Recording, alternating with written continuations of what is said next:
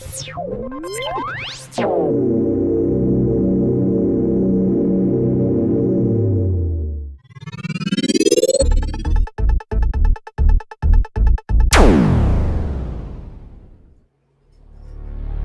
day, everyone. You, in your infinite silliness, have made a series of very questionable choices and ended up here on the number 63 Progressive Rock channel on YouTube, Myth of Logic. And really today on Long Tracks and Tall Tales, what's that? What's that? Well, I really think we're giving ourselves too much credit there. No, look, if we're not going to puff our chests out and trumpet ourselves, who's going to do it for us? Absolutely nobody. Absolutely Friends, true. I am your host, Scott G. Davis of Myth of Logic. Also with me today is as always, my co-host, Mr. Christopher Clark, also of Myth of Logic, preparing steadfastly to get ready to do his drum tracks, and we're excited about that. Yep. We're also very excited today to focus with and for our good friend, Mr. Brent Bristow of Emerald City Council. Welcome to the show, Brent. It's an honor and a pleasure to have you here today.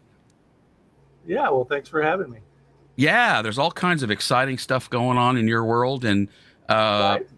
the first we'll get to the Emerald City Council stuff here in a few minutes, and there's stuff you need to talk about.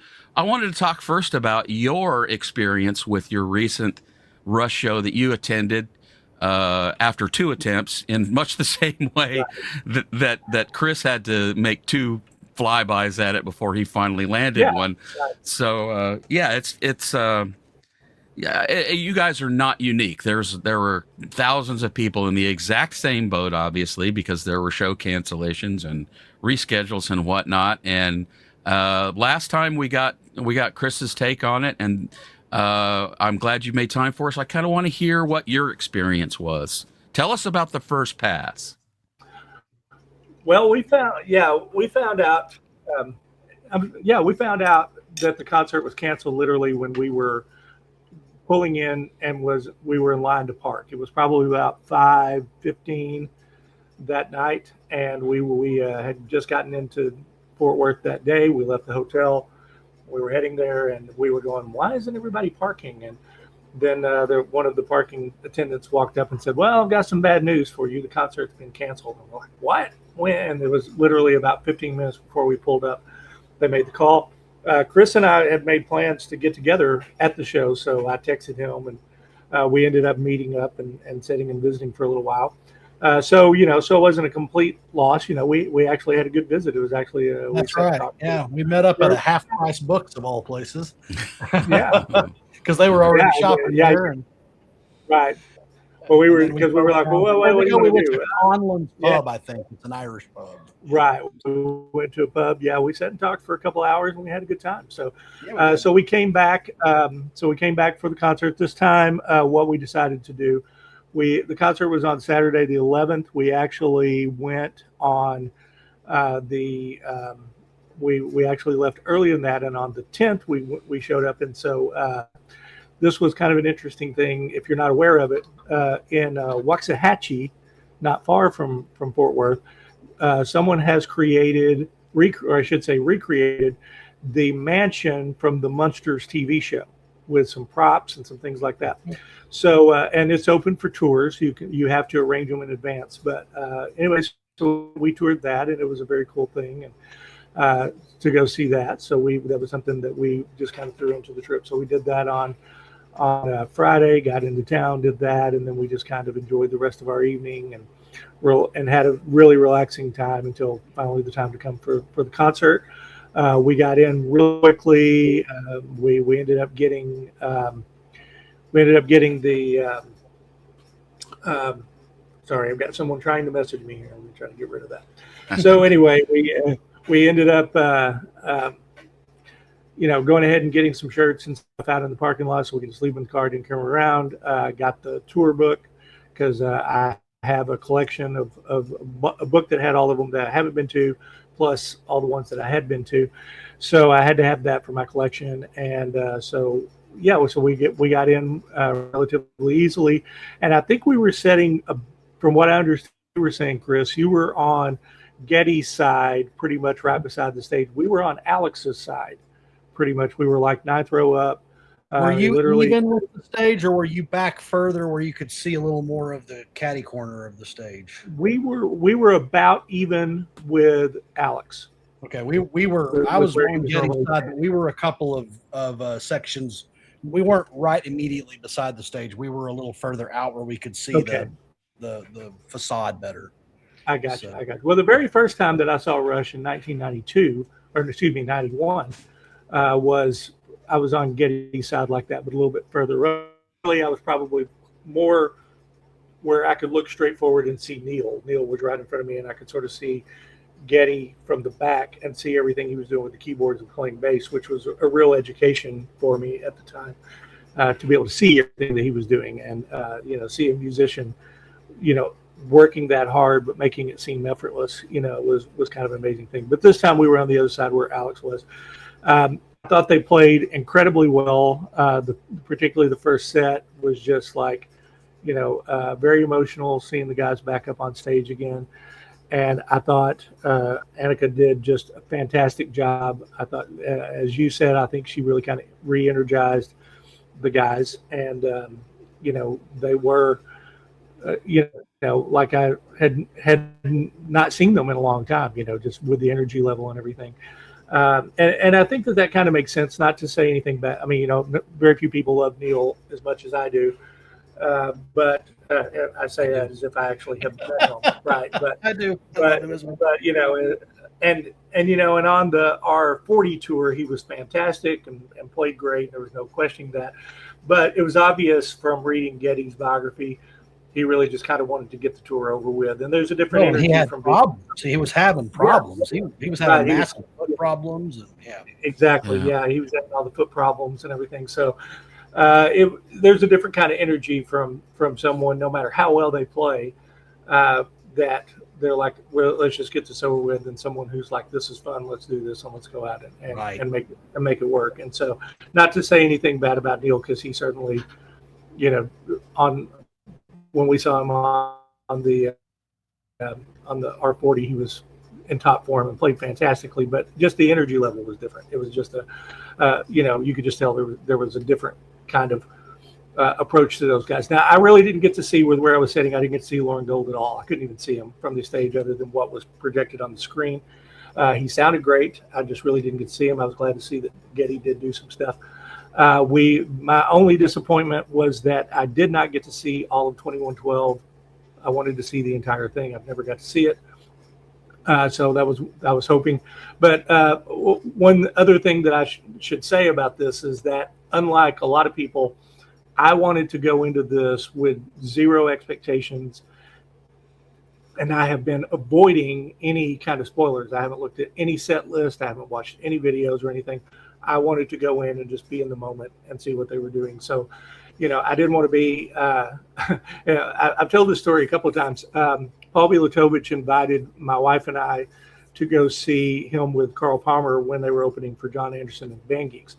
And we talked with a friend of Paul's who was also there, who said, yeah, we know that he's doing Awaken on, some nights of the tour. I'm hoping he's doing it tonight.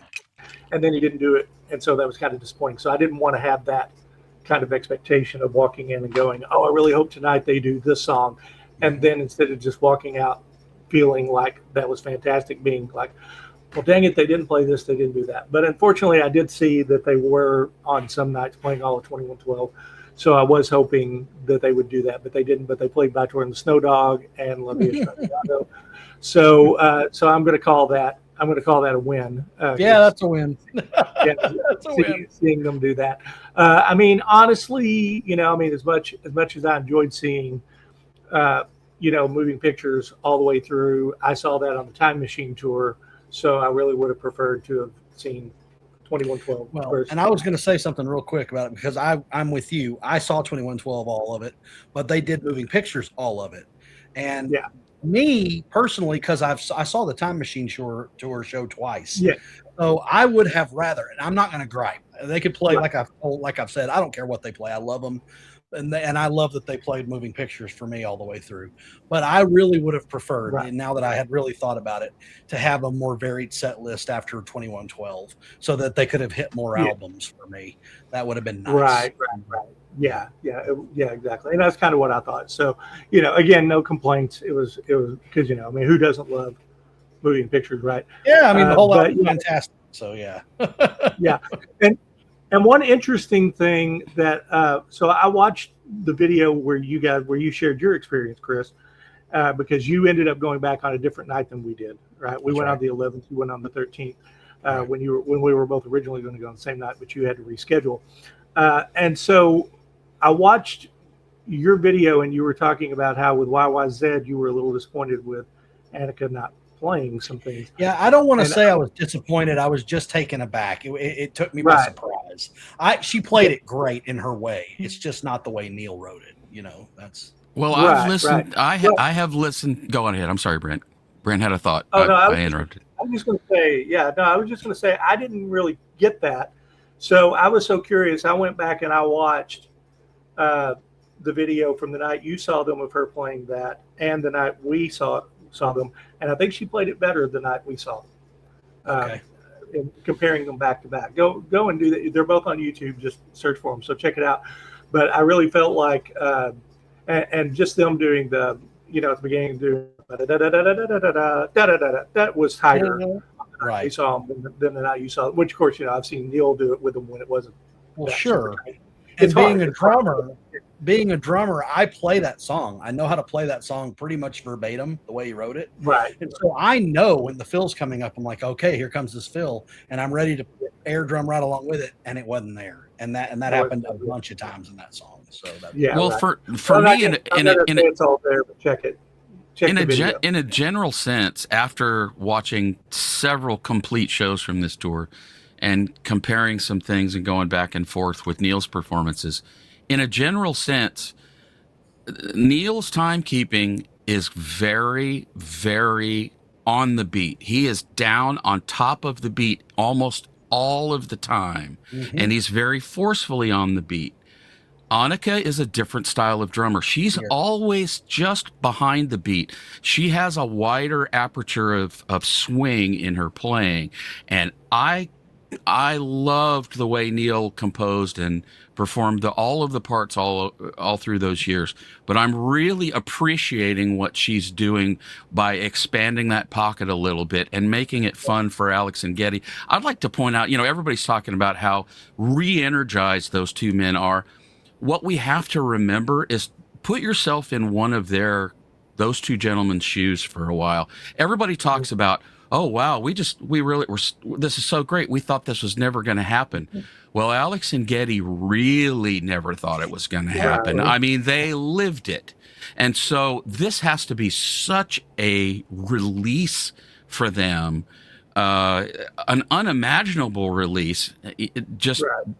Of all of that buildup from the last show they did with Neil to the first show they did with Annika. Sure. And there's some of that's for us three and everyone else who were fans, we can't possibly imagine that sense of relief at, this is something, if you're Alex or Geddy, this is something they grew up doing together and have done all their lives, and they wanted to do it again. And they really thought it was never going to happen until it did. And particularly for Geddy, Geddy, Alex has waffled back and forth on whether he really wanted to tour or not. He's enjoying himself, don't get me wrong, but you can make no bones and there's no argument against this. Geddy loved it. He never wanted it to really stop. So for him to jump back in and be back in it and be back doing what he feels he's put on this earth to do, it's magical and gorgeous, and you can just feel it from him. And I think that's infectious on all of them. I think I think Alex loves it. I don't think he loves it as much as Geddy, but he's loving it because Geddy's loving it. And those two fools play off of each other so well.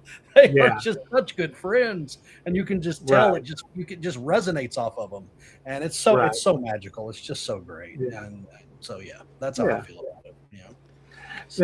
And when we saw them, of course, there were a couple of hiccups that happened along the way. Something Yep. something kind of funky happened during the overture of 2112, and Alex had kind of during the solo Red Barchetta, there were something funky kind of happened. But I mean, it's live music; it happens. Exactly. Well, I So, think we yeah. all have. You seen the bit? I think it was third night in L.A. 2112 starts. The intro Had to plays, the stop it. video goes, and Getty's got nothing. He's standing there, and They they had to play. stop it. They played the first 10% of the piece, and finally Alex said, "Okay, it's not Act happening. like you never heard or saw. Act like any you of this never heard before. that." So Start it again. Right. Yeah, that's right. And Brent, you're right. It's live music. Things happen in live music. It's alive. Things Right. are on the fly. Things are moving. Sometimes things turn on. Sometimes they don't. I mean, that's just Right, part of it. right. I get it. Yeah, exactly. And I mean, really, and that's something that I tell my students a lot is that, it's not that professionals don't make mistakes; it's how they handle them and That's recover exactly from them. what Scott said. there's a great example Yeah. on the first night during Xanadu. One of the early fills, Annika bungled a stick. It was twirling as she's doing a fill, Right. but she caught it and didn't. She missed the fill, but she stayed right in with it, and she started smiling. And Getty was smiling. I mean, it's the first song of the first night, and she's got a stick twirling out of control, but she got it back. I fell in love with that woman in that moment. I'm like, there is nothing can rattle her. If she can do that on the first song, not get rattled and forge right ahead, she's the perfect person for that She job. did great, and she's Right. been great. And I think, and this is still really early into the tour. Just imagine in a couple of months when she's really got it under her belt better. Yeah. I mean, she's going to get better. That's all that's going to happen. Oh yeah. Just gonna Yeah, continue. absolutely. Yeah, I think so. And I don't know. Have you seen the Rick Beato interview with her? Have you watched Mhm. any of that yet? Yep. And one of the things I really loved, she changed up the way that she sets up her drum set in order to play all of these tunes and everything. And it was really interesting hearing her talk about that and talk about playing melodies. She wasn't talking about playing fills. She was talking about playing melodies and how she had to tune them differently. And so, having heard a million interviews with Neil and hearing his thought process and the way he approaches things and everything, there was a lot of what she said that reminded me of some of the things with the approaches and some of the approach that Neil had. So there is some interesting stuff there. Well, one of the things she said in a recent interview, and I don't know if it was with Beato or not, she said something about, I had to make a much larger Am I losing kit you guys than I've ever played before. I absolutely love it. I'm never going to go back to a smaller kit. So she loved it. She's like, I love having all the stuff and love all the stuff I'm playing now and things like that. So, All the toys. Yeah, she's it's not like you say, Chris, it's only going to get better from here. it will. It's fine. Yeah, it's going to be great. And I can't wait to see. I mean, I'm just so curious, how many set lists do they actually have? Because they're jumping all over the place. I am happy to see that they played, apparently last night at Chicago, they played a Farewell to Kings again. Yeah, they did. Played it in LA, and then for 12 dates they hadn't played it, and everyone's like, uh-oh. Have they repeated your set list yet, Chris? I don't think, because you saw the evening. Mine is the only show that have played all of 2112 and all of Moving Pictures. Yeah. The only show they've done both of those. And yeah. That's good, but like I said, Brent, I think, agrees with me. I would rather have had a little bit of variance in the set list in the second set than both 2112 and Moving Pictures. I was thrilled to see 2112 in its entirety, but I could have stood to hear a few Moving Picture songs and then, Distant Early Warning or Dreamline or any of those, So, but I'm not. That's nitpicking. Well, I was wondering if that was complaints. because I think we're losing. Yeah, I was wondering if that was because you guys got rescheduled twice, that they decided to throw in both, because they that's funny because that is the case. The show I ended up going to was the one that had been rescheduled twice. That's true. So maybe they said let's do this for them. I mean, that's very possible. Yeah, that might be a unique list that they don't repeat. Yeah. So overall, Brent, I think I know the answer to this question. Was it worth it? Oh, definitely. It was. I, like many people, thought we were never going to see Rush live again. And this was my night time to see them live. And I thought it was great. I loved every moment of it. was just, and like I said, because I had not looked at the set list, it was just always what are they going to do next? What are they going to do now? And so that just kind of helped, I think, heighten the excitement of it, and not knowing what was going to happen next, as opposed to, the only disappointment that I did have, which had nothing to do with them really, was that the section that we were sitting in was kind of dead. The people that we were with were just kind of dead. And what I saw was a whole lot of people who were just sitting down. And I mean, like probably 20 people who were sitting in that section doing this. The whole time. And they're watching the entire show through their phone. And I'm like, come on, guys. I mean, I snapped a few pictures, but I snapped some pictures and took a couple of 40-second clips. Yeah, that's it. I'm not going to sit there and exactly. And so, they just seem like that's how people are watching concerts these days. And instead of being in the moment, it's like how many people have this concert on their phone, and how many people are going to actually go back and watch it again? Be in the moment, be there and be part of it. That's the joy of live performance, is just being part of that moment that's never going to happen again. Right. I will temper my complete agreement with that statement by saying I am grateful that there are several very, very well shot videos of the entire show, because I'm not planning on going to the tour unless some reasonably priced tickets fall in my lap by the time they get here around November. They're just exceptionally expensive. I look every day, and I'm not even going to say what the numbers are because it's obscene. I just don't have it. If I did, I certainly would have bought the tickets by now. But so I am. There's a part of me that's exactly like you guys. What are you doing? Put your phone down, experience your life. But there's another part of me that's kind of grateful somebody has gone to the trouble of taking one for the team, as it were, and right. Kind of viewing it in that way. So yeah, it's tempered with that. But I do agree. You will never catch me standing there with a cell phone at a show, because I mean, I like being able to take good pictures, and I took a couple, like I said, 40-second clips, good ones, parts of songs that I know. And I mean, it's funny, Brent, because you say this and I agree with you. Well, who's going to go back and watch that? Well, I actually have probably watched those clips about 10 or 15 times each, but they're 40-second clips. They're just little moments of the show that I really know that there's a piece of a song that I know I want to watch, so I listen to it and I kind of relive it in my mind, but I'm not going to sit there and record an entire, 2-hour concert and watch it on my phone. I'm not going to do it again, Right. You got to live in that moment. That is for sure. So Brent, I have a question for you. This was a question Scott asked me, and I think it's a really, really good question. Was there a song that you maybe were not all that keen on of theirs that you heard, that once you've heard it now with Annika on this tour, she did something or they did something with it that makes you like it better than you liked it before? Anything that you heard? Yeah, you were kind of breaking up, so I didn't get to hear all of that. Yeah, you're breaking up pretty bad. So what I was asking was, is there any song that you heard the night you were there that you may not have been a huge fan of it in the past, but now what they did with it, made you really like it? Did you? No, I didn't really hear them play. Well, I mean, to come back, I didn't hear them play any song that I'm not a huge fan of. There's only a handful of rock songs that I'm not really a huge fan of, and I don't know that I've ever heard them play it live. At least not, in the last 25 years or so.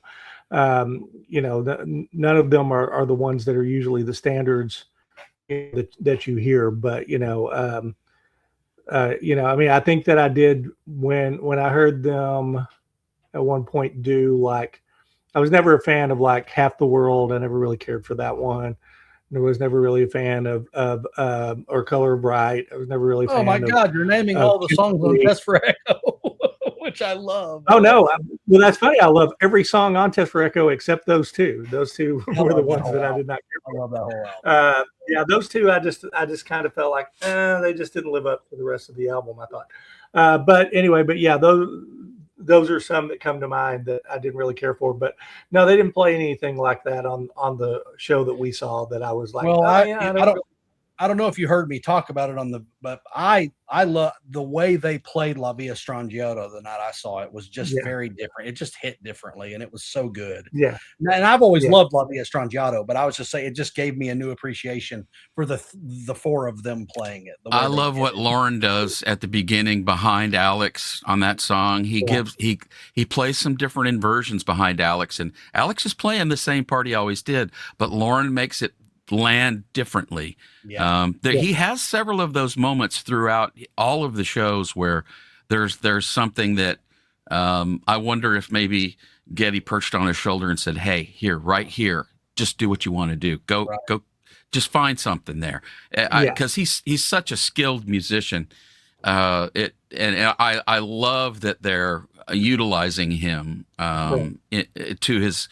to his extent, because it'd be real easy for a Rush keyboard player to just stand back there all night long. I'm going to tell you something else, and I didn't say this in our last one, but I've given Annika all this wonderful credit for revitalizing them and rejuvenating them. So has Lauren Gold.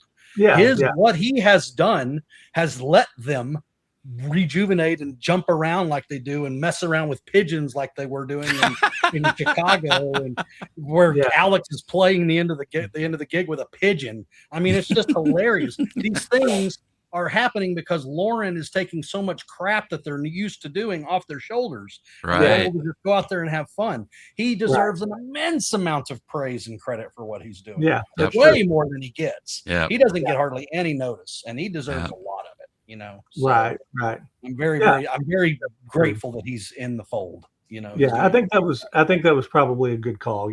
For Getty to be working a little less so he can have a little bit more fun and focus on some things. And I echo what you said on the last video, that I think he sounded better vocally than he did on the R40 tour. Way better. Way better. You can tell he's taking care of his voice. I've researched his vocal coach. His name is right on the tip of my tongue. I can't remember it. The guy is clearly a genius, because he's got Getty doing if you had told me last year they'd be doing Anthem, and granted he's changing the melodies and but he's got the spirit of it, and it's not tuned. The moment that did it for me was the high end part of Free Will. And he was hitting it. I was like, oh my God. There is no way he would have hit that in R40. No way. Well, and even he didn't do Free Will the night we saw him, but he did Headlong Flight. And when he gets to the part see it all again and all of that, and he just nailed it and was solid, and just put a lot of strength behind that note, that even when we saw him on the Clockwork Angels tour, I don't think it was as solid as it was. No, he's gotten better vocally because he's taking care of the vocals. I really think, and that's another thing. He doesn't have to worry about all of the jazz that he has to do. I'm hitting this pedal and I'm doing this 15 things at the same time. He can concentrate on the bass, and he can concentrate on his vocals, and it's making a huge difference. It's making a huge difference. Absolutely. So, I agree. I'm excited to see where it goes going forward. Brent, have you heard have you heard the rumor that they are in talks to do a residency at the Sphere? With the Sphere. I've heard it. I don't know if there's any truth to it or not. But that would be interesting if they did. I don't know what the likelihood of me going to see it would be, but I would love to. But I just know that already people are already complaining about the price of the tickets when they're coming near them. If you've got to fly to Vegas and pay for a Vegas hotel room and pay those prices for the Sphere, which are not cheap, that I don't know. It'll be really interesting to see. I have some friends that paid $700 a piece to see the Wizard of Oz in that Sphere. I can't imagine Rush is going to be less than that. They were knocked out by it. They had a great time. The thing about it, I've heard every single person who I have ever heard gone to the Sphere cannot stop talking about how amazing it is. Now, it's got to be gargantuanly expensive, and that's going to be something that I'm going to have to. And you may not be watching the band. You may be too busy watching all the stuff that's. Well, see, that's the point of the Sphere. I mean, we were talking about people living through their cell phones. That is one of the beautiful things of the Sphere. you cannot capture it on a cell phone camera. You have to put it down because the image is completely surrounding you. If you watch somebody taking video inside the sphere, you're not going to see a whole lot of people doing that because they're just, the Wizard of Oz in particular, like I said, I had friends that went and they said it was completely surrounded. There were wind effects and apples smoke dropping, and there was trees. Yeah, it's crazy. it was a full-blown immersive experience. So I think that there's no doubt I would that love to see them.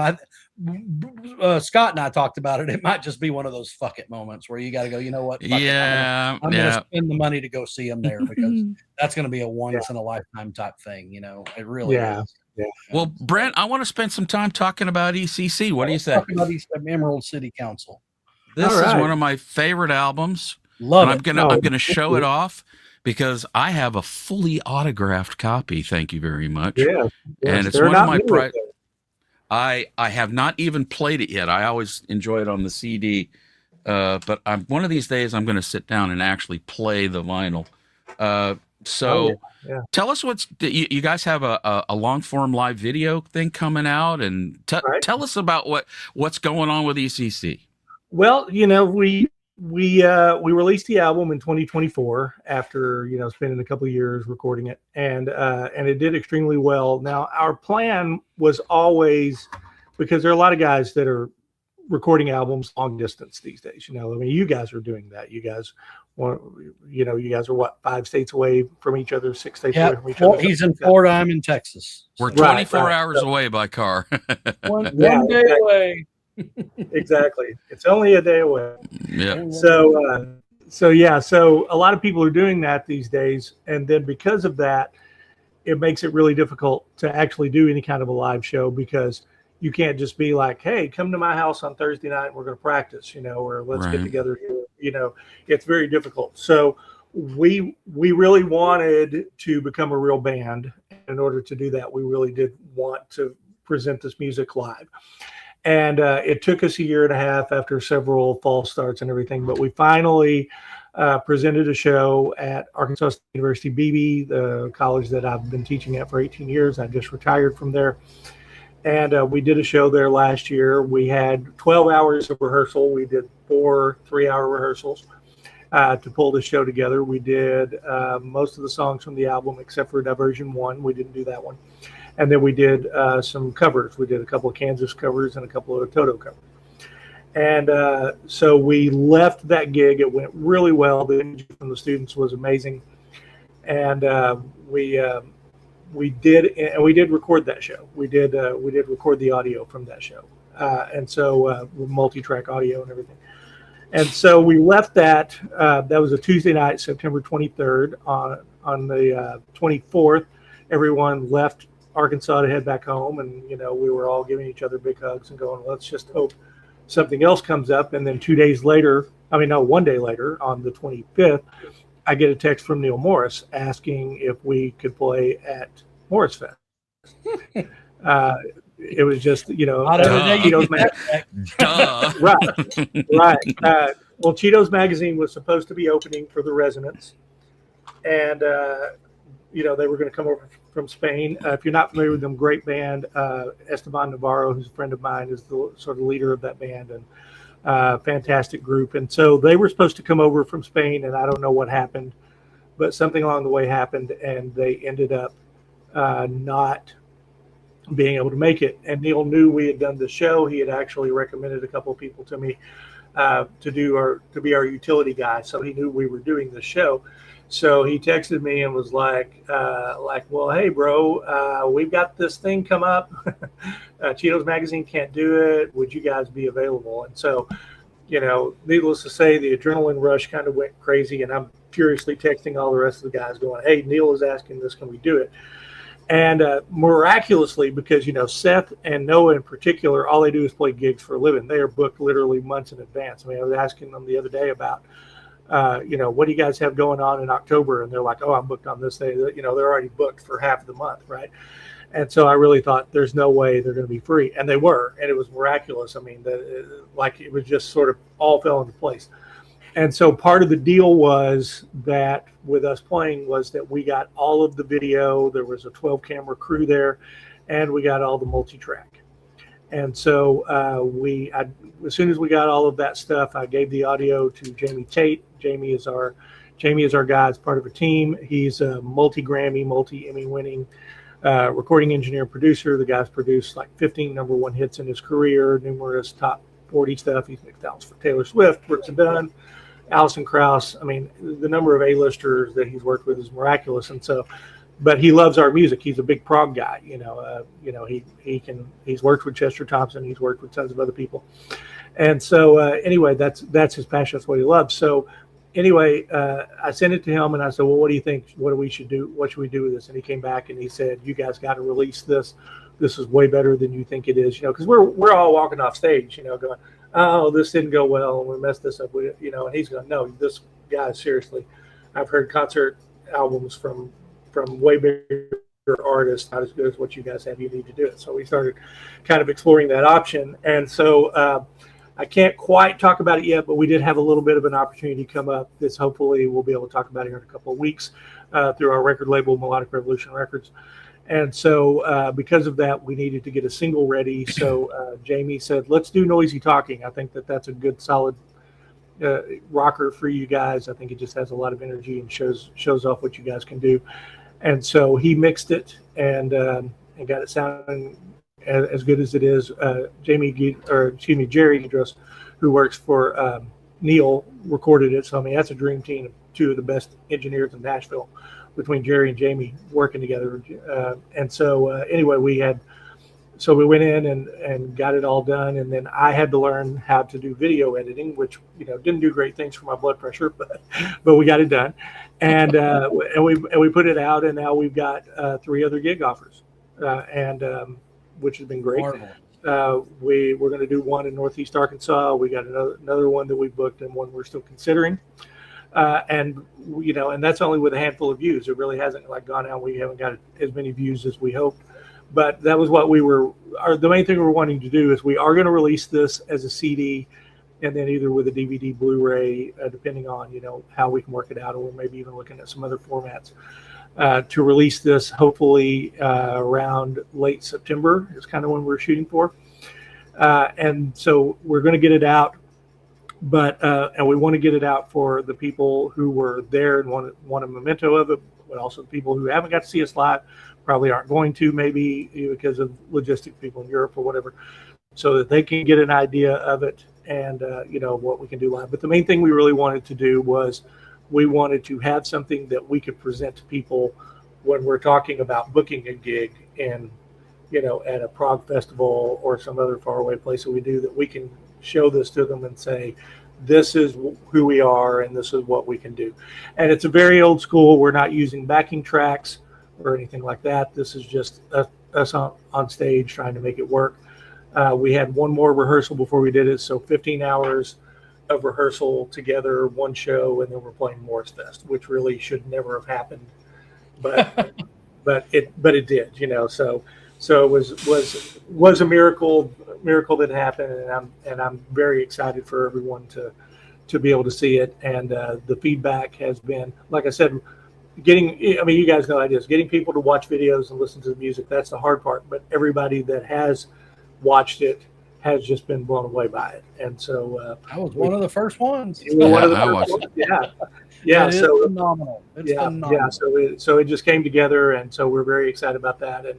And then the other thing is that, aside from these live things that we have coming up, we did, before all of the live stuff came up, we had actually started a little bit on the new studio album. We sort of put that on hold because we had to go back and relearn all this music, and it's not easy music, as you know.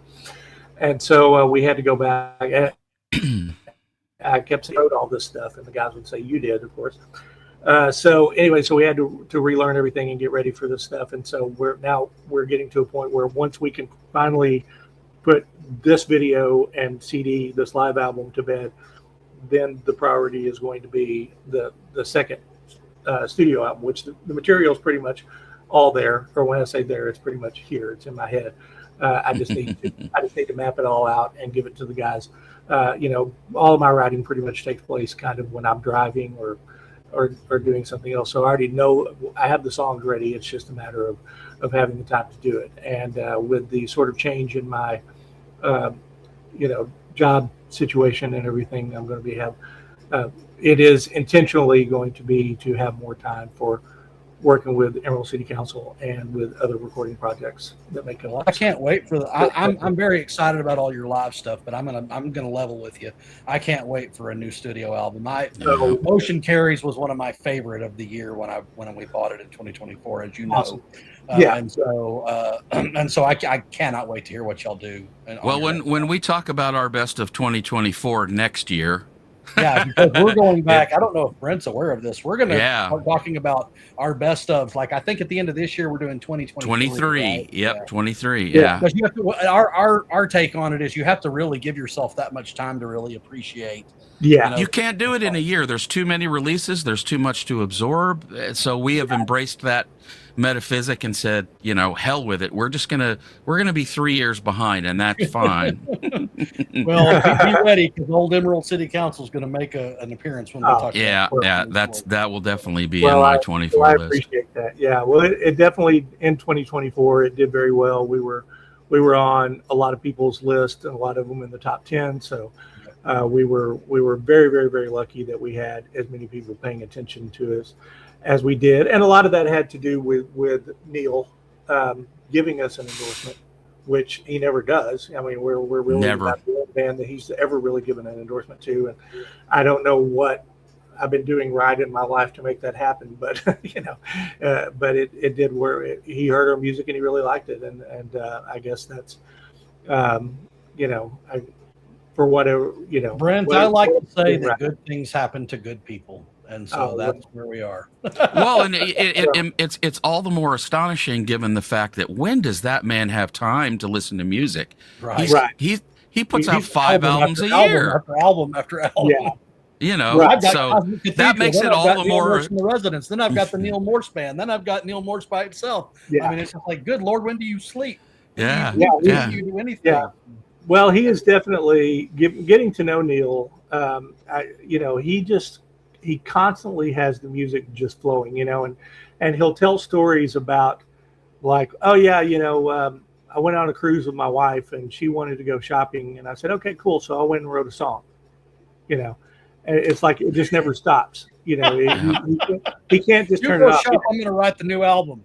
Yeah, that's pretty much great. It. And there, I don't know if you ever saw it, but when he was during COVID, when he was doing the drinking coffee and talking with musicians, or whatever the little podcast he did, and he was talking with Steve Morris, and Steve was saying was talking about Neil and saying, well, Neil, you're always like, well, here's a song that I wrote at lunch, which was influenced by this other song I wrote at 11:30. that was part 2 of this song that I wrote at 11 o'clock. Awesome.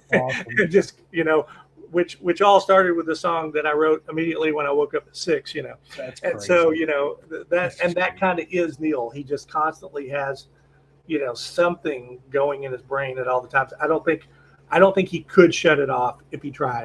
I don't think that there's a way. I don't want him to. I think his output's fantastic. Keep going, man. At this rate, yeah, I love everything he makes. Exactly. Well, that's as it should be. If you call yourself a songwriter, that should be what you do. That should be who you are, and it should be, I mean, I can only speak from my own experience, and in the last 5 years, it seems like I'm writing constantly.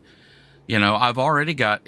Chris doesn't even know. I wrote 2 more songs this week. It's just not shutting off, and unfortunately, as we're writing for the next album, the new stuff comes along, and unfortunately, it's continuing to be really good. So we're having to decide, okay, how do we make room? I wanted the next album to be 60 minutes, and that's just not going to happen. It's going to be going to be 74, and so I'm as I like to tell people, the conversation about we've got to cut this one down. We've got to cut this one down, and here we are 6 months later. 74 minutes. We're we'll be fine.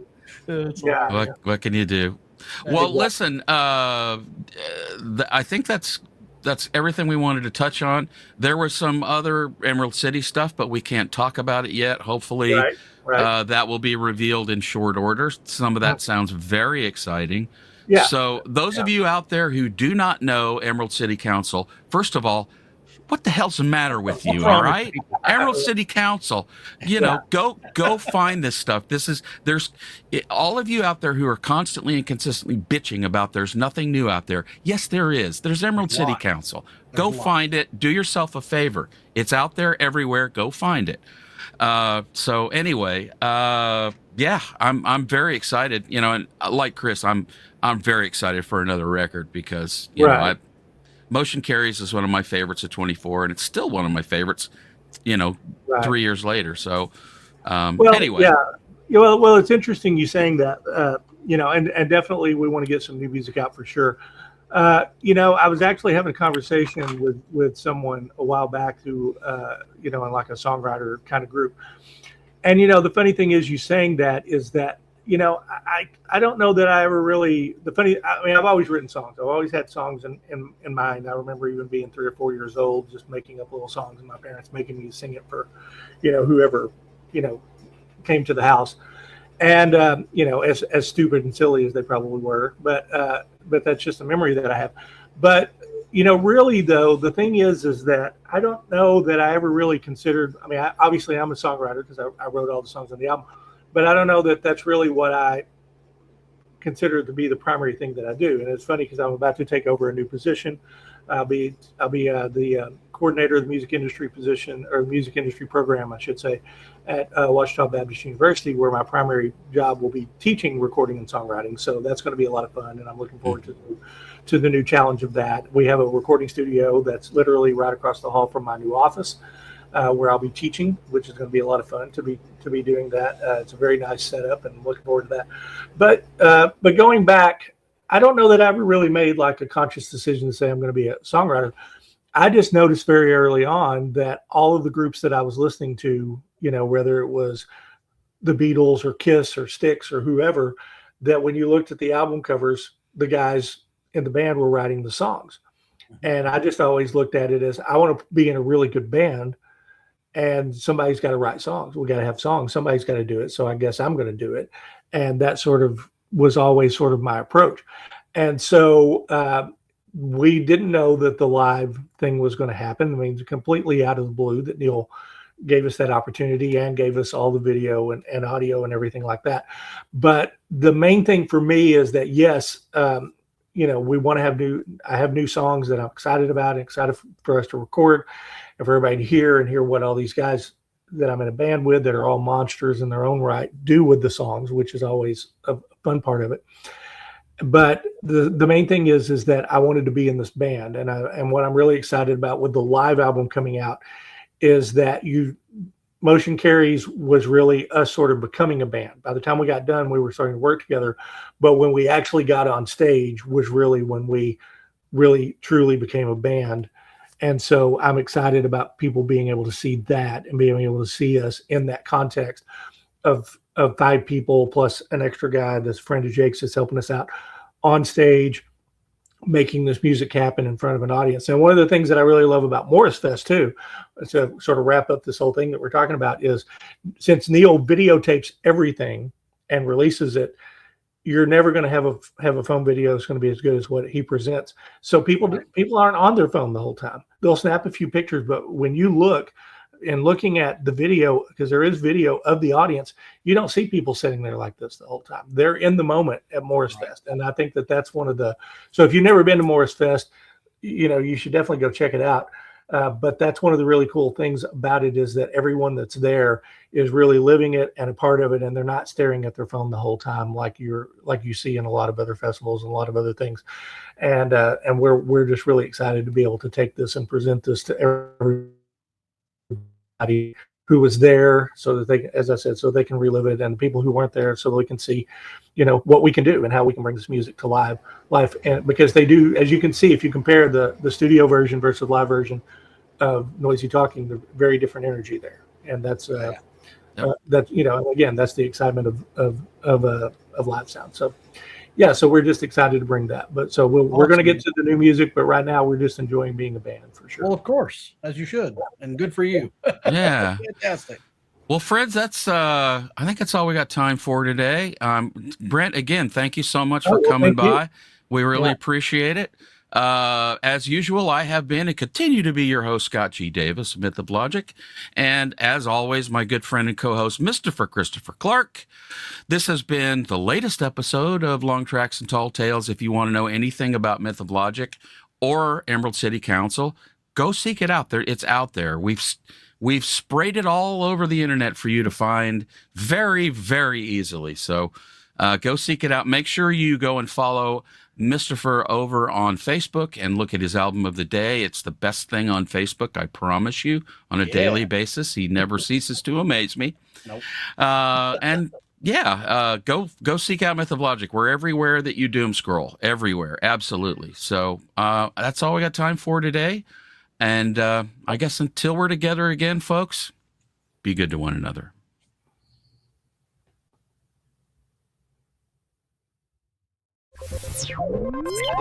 You